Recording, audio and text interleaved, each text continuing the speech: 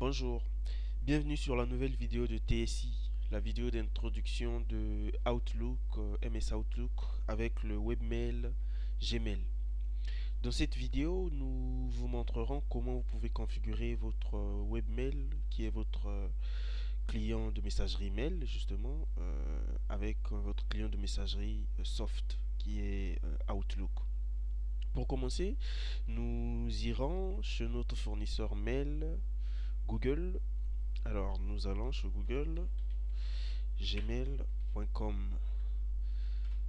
Voilà, nous accédons à notre espace mail. Voilà, c'est mon compte par défaut. Je suis dans ma boîte mail qui est Rock Ngasaki, que vous voyez ici, bien entendu. Alors, dans cette boîte, ce que nous allons chercher, c'est l'option qui nous permet de configurer notre messagerie avec notre application Outlook. Donc pour commencer, on vient sur paramètres et ensuite on vient sur paramètres. Donc voilà, donc vous voyez bien l'insigne de clé ici et puis après il faut cliquer sur paramètres.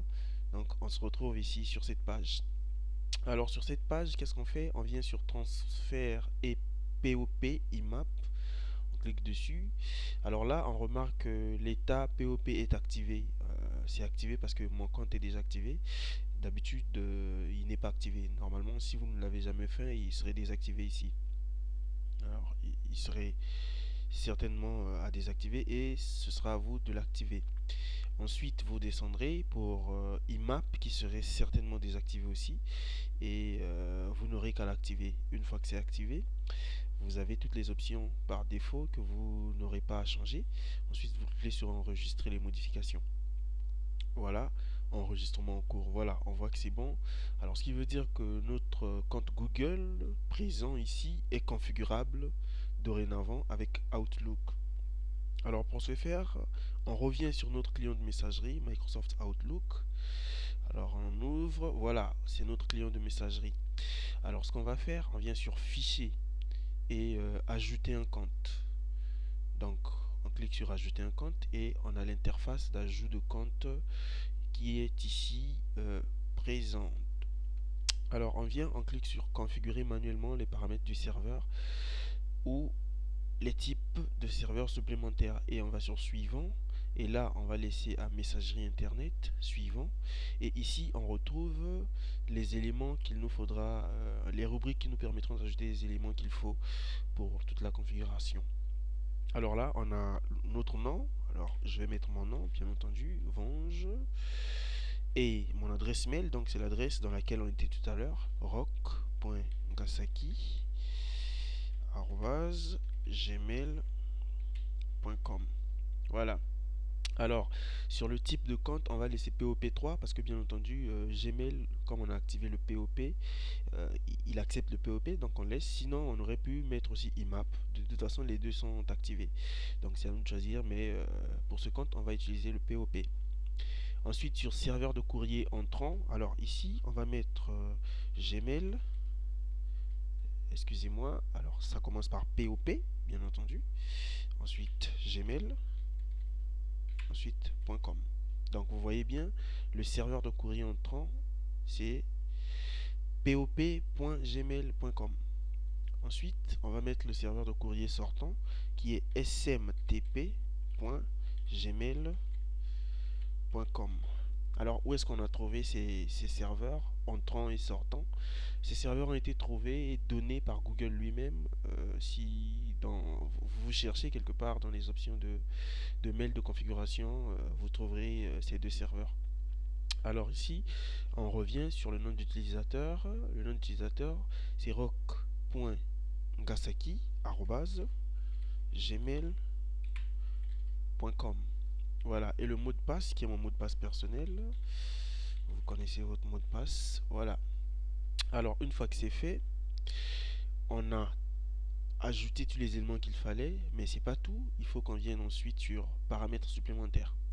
Alors là, on retrouve dans Général une zone, un text box qui nous permet d'éditer, de donner un nom à ce compte pour permettre pour le reconnaître sur notre Outlook parce que Outlook, comme vous l'avez vu dans l'introduction, c'est un client de messagerie qui permettra de configurer plus de 200 comptes. Donc pour reconnaître chaque compte, il vous faudra donner un nom particulier. Alors pour celui-ci, on va donner le nom Rock Gmail. Voilà. Et ensuite on vient sur serveur sortant. Et ici, on clique mon serveur sortant. Donc on active cette case et on vient là. Et là, on va remettre nos noms d'utilisateurs. Donc roc.kasaki@gmail.com. Voilà, on vérifie que tout est fait comme il faut. Voilà. Et le mot de passe,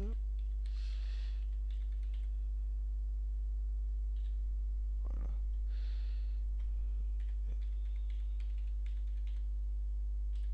Voilà. Ensuite, on vient sur connexion. Ici, il n'y a rien à changer. Et on vient sur option avancée. Alors là, vous remarquez que l'option avancée, le serveur entrant POP est par défaut à 110. Mais c'est pas celui-là qu'on va utiliser parce que si on le laisse comme ça va pas marcher avec notre compte. Parce que Google n'utilise pas les serveurs 110 comme entrant et 25 comme sortant. Alors ce qu'on fait, comme Google donne une connexion chiffrée, on active cette case, ce qui nous amène directement au serveur entrant 995.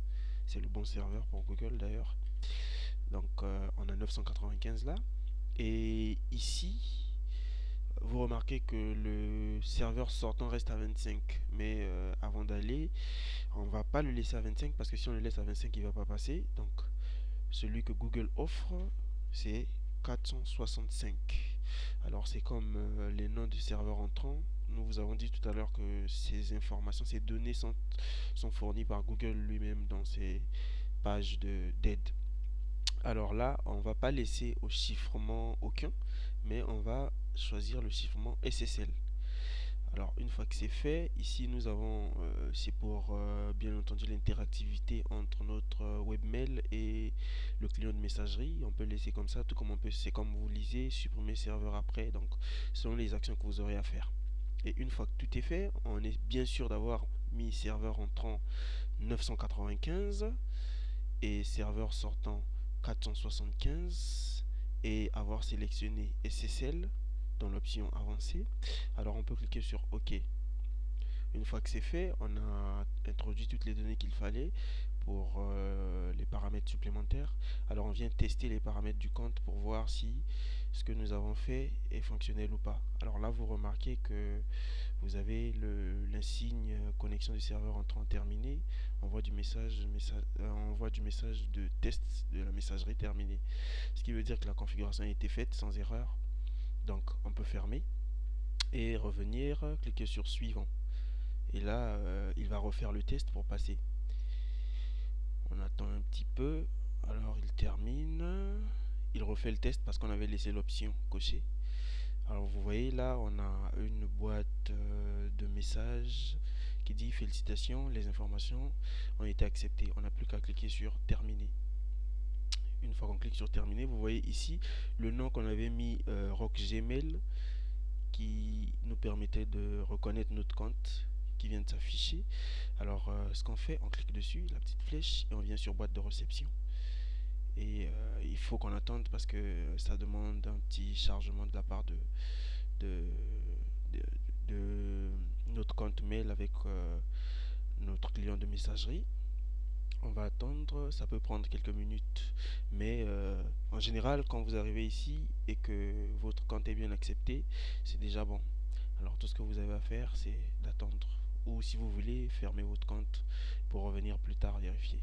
Nous vous remercions et espérons que cette vidéo vous a aidé à comprendre comment configurer votre compte Gmail avec votre client de messagerie Outlook. On se revoit et on se dit à bientôt dans notre prochaine vidéo.